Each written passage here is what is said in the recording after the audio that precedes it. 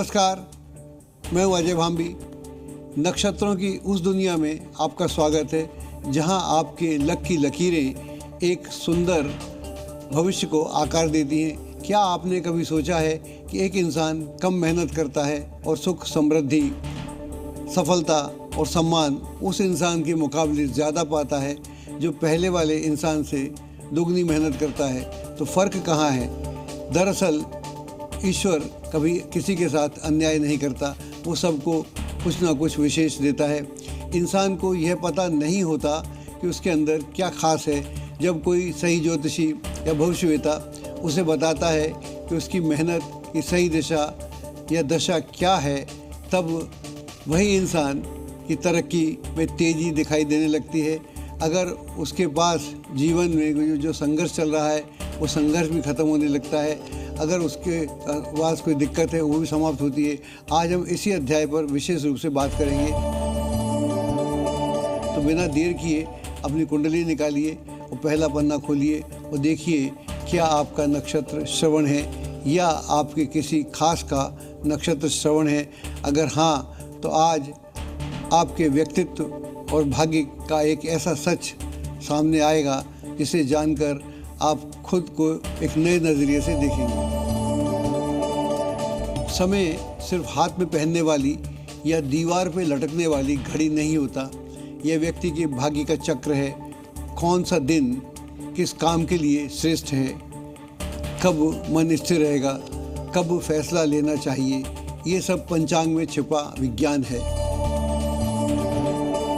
आज 5 जून 2026 शुक्रवार के दिन ज्येष्ठ द्वितीय अधिक मास कृष्ण पक्ष की पंचमी तिथि है जो मध्य रात्रि 1:21 तक चलेगी।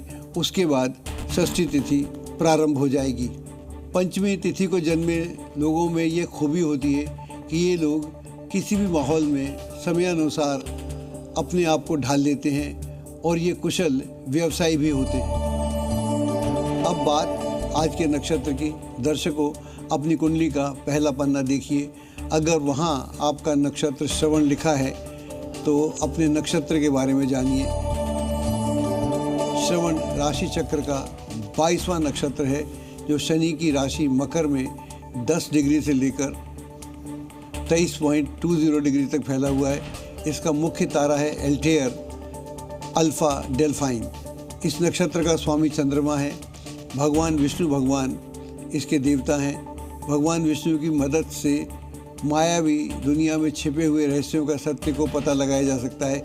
इस नक्षत्र मंडल का प्रतीक है कान और बाण। श्रवण नक्षत्र वाले व्यक्तियों का मूल गुण सत्व अर्थात सामान्य जस, लेकिन ये पहले स्तर पर मौजूद होता है।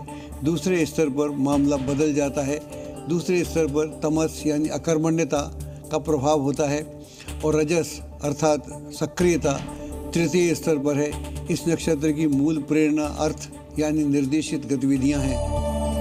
श्रवण की मूल दिशा प्राकृतिक मौन की ओर है जो सृष्टि की समस्त योजनाओं को बनाए रखने के लिए पृष्ठभूमि तैयार करती है।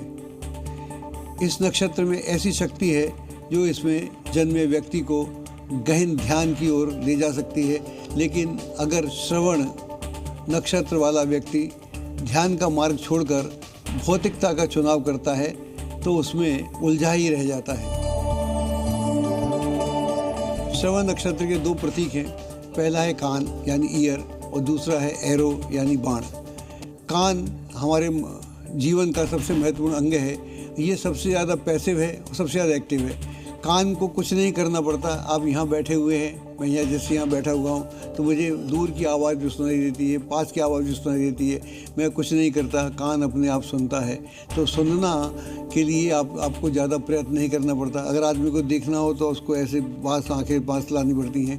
बोलना हो तो भी ज़बान और मुँह का प्रयोग करना पड़ता है, लेकिन कान के लिए कुछ नहीं करना पड़ता।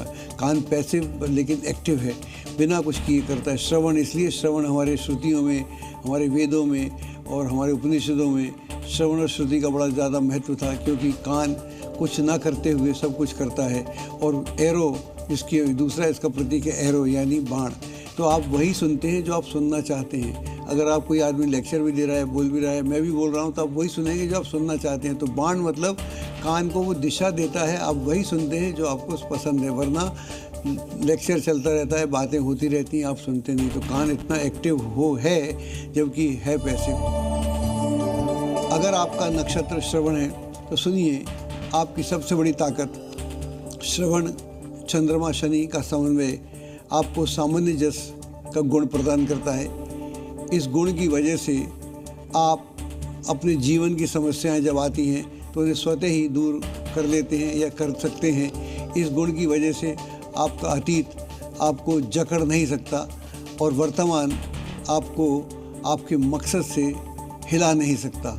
आप वर्तमान की मुश्किलों की ओर, अतीत के बुरे अनुभवों से अपने आप को मुक्त कर लेते हैं और अपने लक्ष्य की ओर बढ़ते रहते हैं। यह तभी संभव है जब आप अपनी अंतरात्मा के मौन के गहरे में उतर जाते हैं और बिना किसी बाधा के अपनी अंतरात्मा की आवाज़ सुनने लगते हैं। जब आप अपनी अंतरात्मा से जुड़ जाते हैं तो दूसरों से जुड़ने की बात ही खत्म हो जाती है। पर शुरुआत में आपको अपनी नाभि से जुड़ना पड़ेगा, क्योंकि नाभि में ही मौन की पूरी संभावना बनी रहती है। लेकिन जैसे ही आप अपने मकसद में कामयाब हो जाते हैं तो ये सूत्र आपके लिए बड़ा इम्पोर्टेंट है। जीवन में सौंदर्य और सुंदरता आपके जीवन में ऑटोमेटिकली आ जाती है। जब आप अपनी नाभि से जुड़ते हैं तो एक दिव्यता का आपको एहसास होगा और ये अनुभव बहुत ही विचित्र अनुभव होता है। लेकिन आपकी कमज़ोरी क्या है, यह भी जानना बहुत इम्पोर्टेंट है। आप अपने व्यवहार में काफ़ी कट्टर और ज़िद्दी होते हैं और गपशप में, चुगलीबाजी में कई बार अपना समय नष्ट करते हैं। यह आपको नहीं करना चाहिए। आप हैं तो बहुत संवेदनशील और बहुत जल्दी आहत भी हो जाते हैं।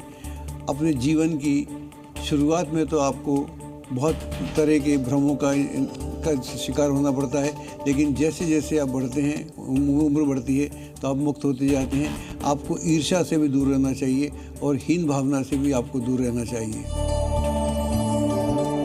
दर्शकों, कई प्रसिद्ध लोगों में भी श्रवण नक्षत्र के गुण साफ दिखाई देते हैं, जैसे सुपरस्टार रजनीकांत, रणबीर कपूर, शाहरुख खान और राजनेता वरुण गांधी। इन सब के व्यक्तित्व में कुछ बातें समान लेकिन विलक्षण हैं। इनके भीतर एक नेचुरल टैलेंट होता है जो सही समय आने पर किसी अच्छे जौहरी के द्वारा पहचाना जाता है। रजनीकांत एक ज़माने में कंडक्टर हुआ करते थे।